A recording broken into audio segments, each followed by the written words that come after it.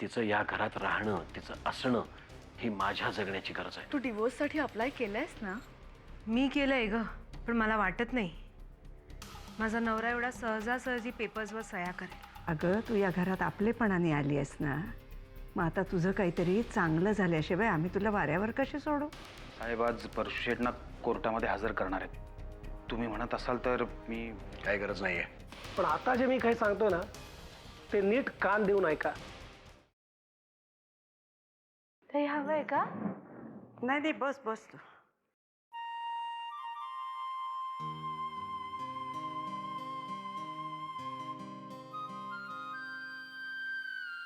अहो असू दे. राहू दे. मला तुझ्याशी थोडं बोलायचं होतं. काय? सुमित्राला घेऊन आलीस तू इथे, चांगलंच केलंस. कालचा समारंभही खूप छान झाला, बरं वाटलं अगदी. पण आता सुमिता इकडेच राहणार आहे. बाबा तिला उपचारांची गरज आहे. तिला काही झालं नाही आत्याबाई. मी स्वतः डॉक्टरांशी बोलली आहे आणि ते म्हणाले तिला आता सगळ्यात जास्त गरज कशाची आहे तर आपल्या आपुलकीची. तेव्हा सुमिताईवर आपण विश्वास नाही ठेवला. मान्य ते माझी परिस्थिती वेगळी होती, पण आपण काय केलं? तिला अडगळीसारखी वेड्यांच्या इस्पितळात दाखल करून मोकळं झालो. जानकी, सुमित्रा परत घरात आली, सामान्य माणसासारखी राहायला लागली तर आपल्याला आनंदच नाही आहे का? पण आता तिच्यावर उपचार चालू आहेत, त्याचं काय? तिला फक्त आपल्या विश्वासाची गरज आहे.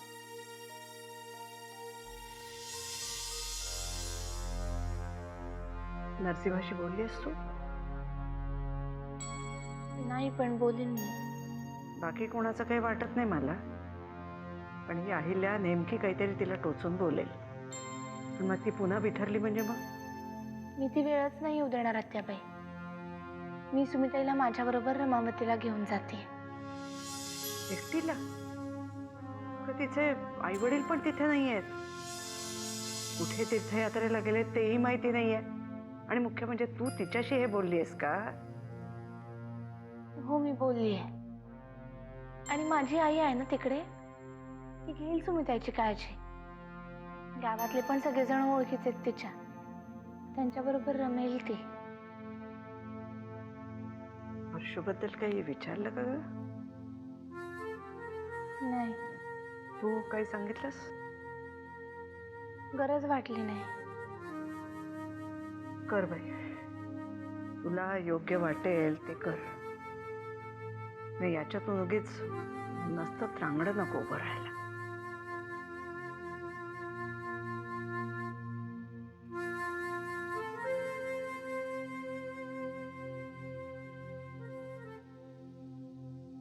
आली आली काय? बाहेर ना नरसिंहरावाची राजकीय मीटिंग चालली. मग तुला माहिती, ते बघून ना मला आपले लहानपणीचे दिवस आठवले. तुझे बाबा पण काही भाषण करायचे ना, घरात सतत कार्यकर्त्यांचा राबता. If I am not mistaking, हे नरसिंहराव पण काकांचेच कार्यकर्ते होते ना? सर्वात लाडके कार्यकर्ते, नंतर त्यांच्या राजकीय कारकिर्दीचे उत्तराधिकारी सुद्धा. काकांचा किती प्रभाव जाणवतो ना त्यांच्या वागण्या बोलण्यात. भाऊजी पण बाबांसारखेच तत्वनिष्ठ आणि नीतिमूल्य जपणारे. हो, पण बाबांसारखे शांत नाही येत. वेळ पडलीच तर समोरच्याचा खून करायलाही मागे पुढे पाहणार नाहीत, अशा वृत्तीचे आहेत ते. ठीक आहे ना, आता राजकारण म्हटलं तर थोडं डावं उजवं आलंच ना. हे बरं आहे ग, तुम्हा मीडियावाल्यांचं आणि राजकारण्यांचं चांगलंच साटलोटं असतं ग. साटलोटं कसलं ग? साप आणि मुंगसाचं नातं असतं आमचं. कधी खाऊ का गिळू ना हेच चाललेलं असतं. बरं ते जाऊ दे. मला सांग आली, तुझं एवढं भक्कम बॅकग्राऊंड असताना तू अजून राजकारणात का नाही गेली? राधा, आता तू सुद्धा माझ्या जखमेवर मीठ चोळायला लागलीस का? Hello, relax. ओके. अगं मी सहज बोलले. कूल इट यार.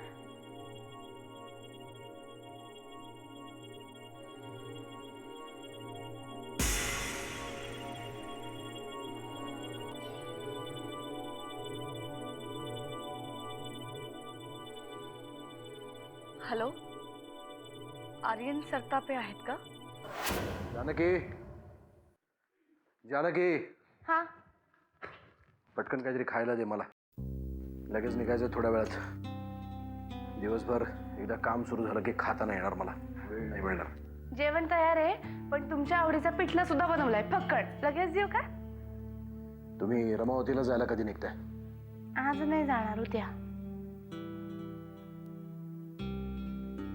सुमित्रा काही बोलली तुझ्याशी परशुविषयी किंवा? नाही, परशुदादांबद्दल ती काही बोलत नाही. मी विषय काढला असं ती बोलणं टाळते. अमृता प्रकरणाबद्दल काही? मी नाही बोलले तिच्याशी, गरज नाही वाटली.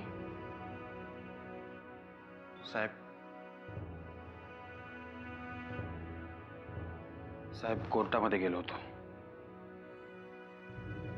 परशु शेटला आणखी 7 दिवसांची पोलीस कोठडी सुनावली.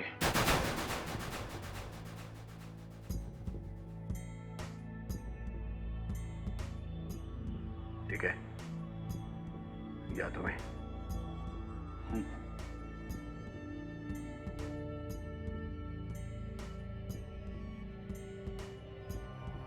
काय झालं परशुदादांना? सुमित्रा आणि तू रमावतीला जाण्याआधी मला जरा बोलायचं तिच्याशी. सांग तिला. आणि काय खायला बनवलेस ते घेऊन ये पटकन. आणते.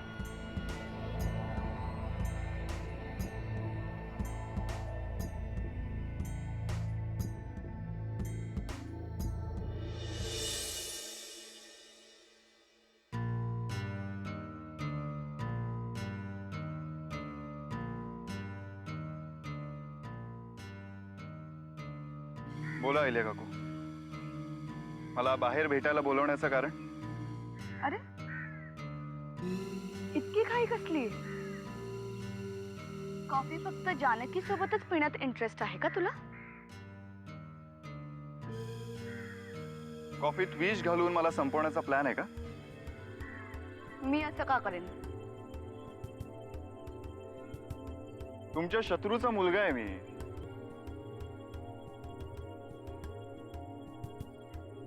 हे बघ आर्यन, युगंधराबाई माझ्यासोबत जे काही वागल्या त्याबद्दल मी त्यांना कधीच माफ केलं. इनफॅक्ट मी त्यांची आभारी आहे. राजकारणातला माझा पहिला धडा त्यांनीच शिकवलाय मला. कोणावरही विश्वास ठेवू नये. असो, इथे तुझ्या आईबद्दल चर्चा करण्यासाठी मी तुला बोलावलं नाही. मग काय आजचा अजेंडा काय तो सांगा मला पटकन. अमृताचं तुझ्यावर प्रेम आहे.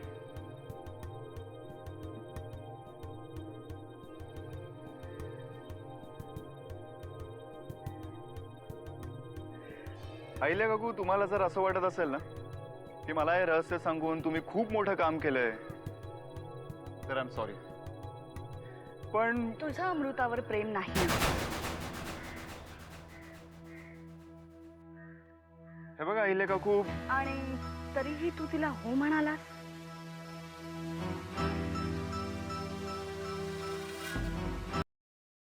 तुम्हाला नेमकं काय म्हणायचंय?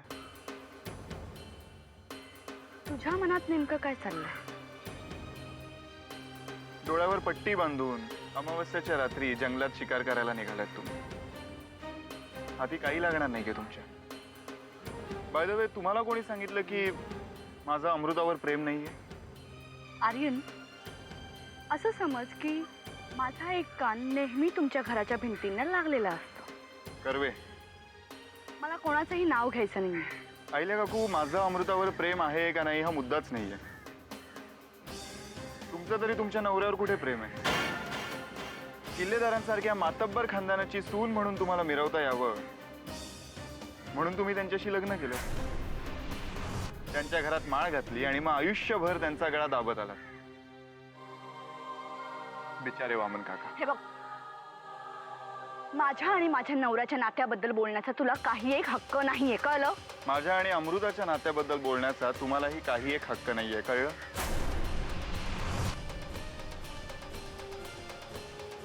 आर्यन, मला एवढंच सांगायचंय की हे सगळं जर का तू किल्लेदारांसोबत हिशोब चुकते खाण्यासाठी करत असशील ना, तर माझीही तुला मदत होऊ शकते.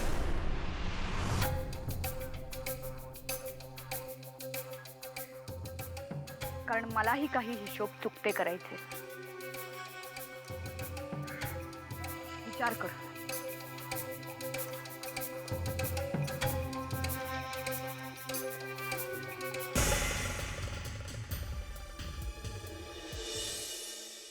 काय ग, काय झालं? कुठे सुमित्रा? सुमिताईला आत्ताच भेटलं पाहिजे का? हो, मला तिची माफी मागायची. मला कळतच नाही जानकी, असा कुठला बेसावध क्षण होता जेव्हा मी परशुवर विश्वास टाकला आणि सुमित्राचा विश्वासघात केला. मी वामनशी बोललो या बाबतीत. याचा तिला राग आला असेलच ना? असेलच ना? नाही आलाय. कसं कोण जाणे, पण तिच्या मनात एक गोष्ट पक्की घर करून बसली की किल्लेदार आडनावाचा प्रत्येक माणूस तिचा अपराधी आहे. काय अपराध केलाय मी तिचा, ते तरी सांग ना मला. सगळ्या गावासमोर त्याच्या मुस्काटात मारून त्याला लग्नासाठी बोहल्यावर उभा केला, त्याचा संसार थाटून दिला. अजून काय करायला हवं मी? संसार सुरू करून दिला, पण पुढे काय असं सुमिताईचं म्हणणं आहे. म्हणूनच त्याची माफी मागायला चाललो ना. आत्ता नको, कारण थोड्या वेळापूर्वीच तिने खूप गोंधळ घातलाय. ती गोंधळ घालते म्हणून आपण किती दिवस घाबरून राहायचं, किती दिवस तिच्यापासून लांब राहायचं? आणखी थोडे दिवस वाट पाहू, नाहीतर काय पुन्हा पाठवून द्यायचं तिला सॅनेटोरियम मध्ये. सुमिताई आपल्या बरोबर राहिलेली मला खूप आवडेल, पण आता पण काय, जे काही बोलायचंय ते पटापटा बोल. सुमिताईच्या एका चुकीमुळे अहिल्याताईंचा जीव गेला असता. सुमिताईला ती अहिल्याताईंची अपराधी असं सतत वाटत राहतंय. अगं पण अहिल्याचं काहीच म्हणणं नाहीये ना. हे तुम्हाला माहितीये, मला माहितीये, पण तिला कोण समजवणार? अहिल्याताईंचं नाव जरी काढलं तरी ती घाबरते, त्यांच्या समोर सुद्धा येत नाही. जानकी बाजूला हो, तुम्ही हे प्रकरण खूप वाढवून ठेवलंय. आता मलाच बोलायला हवं तिच्याशी. बाजूला हो. नरसिंहा, तू कुठेही जाणार नाहीयेस.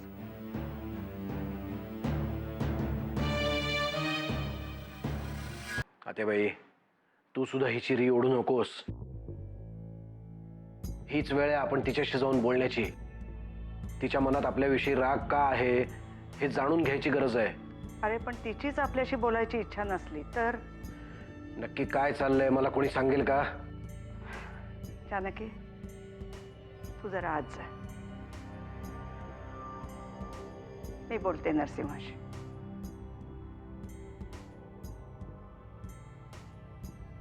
हे बघ, मी बोलले सुमित्राशी. तिची मनस्थिती नाहीये बरोबर. का? मी परशुला पाठीशी घातलं म्हणून? त्याचं नाव सुद्धा काढू नकोस तिच्या पुढे. त्याच्या नावाचा नुसता उल्लेख जरी झाला ना तरी आरडाओरडा करायला सुरुवात करते. आता तुझ्याबद्दल पण बोलली काहीतरी. मला वाटतं जानकी म्हणते ते बरोबर आहे. आपल्या सगळ्यांवरच तिचा राग आहे. तुला काय म्हणायचंय आतेबाई? आपण तिची समजूत कधीच काढायची नाही. अरे वेळ येईल तेव्हा बघू ना. आता सध्या तरी या प्रकरणात आपण हातच घालायला नको. सुमित्रा तर आपलीच आहे. तिचं भलं व्हावं असं आपल्या सगळ्यांना वाटणारच की रे.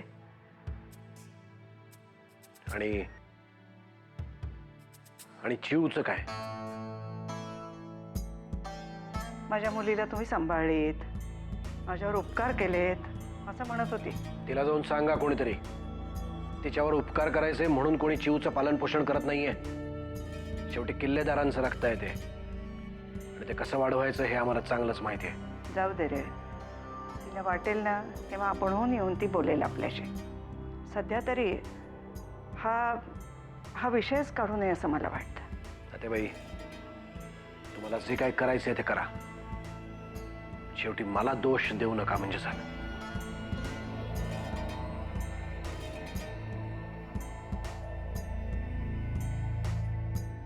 सुमित्रा काकूला जावं लागून नये म्हणून जानकी खूप प्रयत्न करते. जानकी प्रयत्न करते म्हटल्यावर नाहीच जावं लागणार तिला. अरे वा, एवढा कॉन्फिडन्स आहे जानकीवर. तसा कॉन्फिडन्सच नाही. नाही ग, मला सांग, तू रमावतीला कधी जाणार आहेस? खरं तर मला असं वाटतं की मी आता रमावतीला जाऊच नाही. का? I mean see, the whole idea was की मला बरं वाटावं, मी रिफ्रेश व्हावी म्हणून मी रमावतीला जाणार होते. आणि आता आजच्या दिवसाच्या फंक्शन नंतर I am really feeling very fresh. आणि दुसरी महत्त्वाची गोष्ट म्हणजे आता माझ्या आयुष्यात तू आलायस. त्यामुळे माझं सुख शोधण्यासाठी मला दुसरीकडे कुठे जायची गरज आहे असं नाही वाटत मला. तरी अमृता, मला असं वाटतं की तू जायला हवंस रमावतीला. का? नाही, फॉर अ गुड चेंज. म्हणजे मला तर मुंबईचा खूप कंटाळा आलाय. मला जर चान्स मिळाला असता ना रमावतीला जायला, एका पायावर तयार झालो असतो मी. ग्रेट, मग आता चल ना माझ्या बरोबर. हा? खरं तर मला हे आधीच सुचायला हवं होतं. आर्यन प्लीज प्लीज प्लीज नाही म्हणू नकोस. नाही अमृता, प्लीज, मला नाही जमणार. पण का? तुझ्या बाबांना नाही आवडणार ते. मला त्याने काही फरक नाही पडत. अमृता, हे बघ अमृता, रियालिटीकडे डोळे झाक करून नाही चालणार आहे. खरं तर याच विषयावर मला बोलायचं होतं तुझ्याशी, म्हणून बोलवलं तुला इथे. काय बोलायला? आय मीन अमृता, आपल्या रिलेशनचं काय भविष्य दिसतंय तुला? काय भविष्य दिसतंय म्हणजे? आपण लग्न करणार आहोत. नाही अमृता, हे शक्य नाही.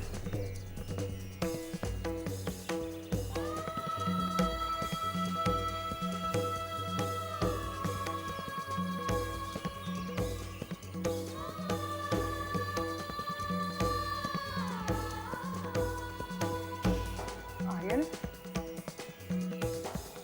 अरे मी टाइमपास म्हणून तुझ्याशी नातं नाही जोडलंय. हे बघ, मी जेव्हा भविष्याची स्वप्न पाहते ना, तर मी स्वतःला मिसेस अमृता आर्यन सरतापे म्हणून पाहते. तुझी लग्नाची बायको,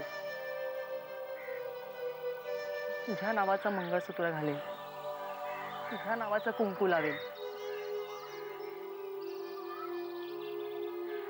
आर्यन, माझ्या बाबांनी जरी या लग्नाला विरोध केला ना, तरी मी पळून जाऊन लग्न करायला तयार आहे. रादर तू मला जेव्हा हो म्हणालास ना, तेव्हाच मी या सगळ्या गोष्टींची तयारी ठेवली होती. आपलं लग्न सहजासहजी होईल या गैरसमजात मी कधीच नव्हते. तुझ्या आईचं मला माहित नाही, पण त्या सतत माझ्या वडिलांचा तिरस्कारच करत आल्या. माझ्या बाबांना अडचणीत आणण्याची एकही संधी त्या सोडत नाही.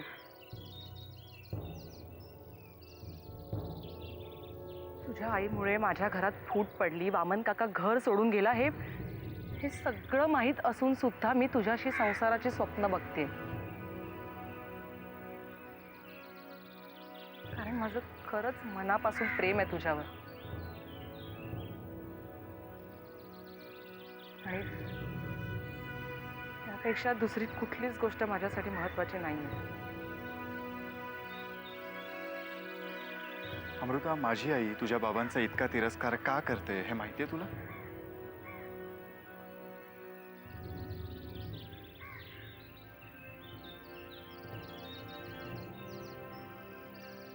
मी मनकवडी नाहीये.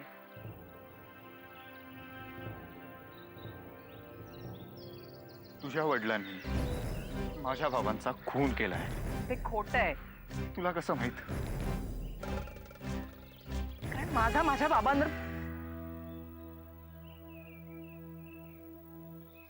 एक मिनिट. माझ्या बाबांनी विनायक काकांचा खून केलाय असं फक्त तुझ्या आईलाच वाटतंय की तुझंही तेच मत आहे?